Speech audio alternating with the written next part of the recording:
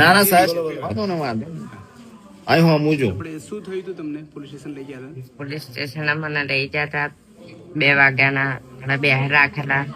4 વાગે પીઆઈ બેન આવેલા. મેડમ તેમના ઓફિસમાં લઈ ગયેલા.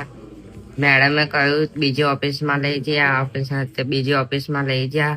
પૂછતાછ કરી તો મને કે ના હોય તો ચોર બતાય, ના હોય તો કબૂલ કર. મેં કહું મેં નથી લીધું. પીઆઈ બેને જાતે મને પટ્ટા હાથમાં માર્યો અને 2 જામદારે મને નહીં પગ પર પગ મૂકીને અને પગે તળિયા પર માર્યા. 2 પટ્ટા ફરી વળે.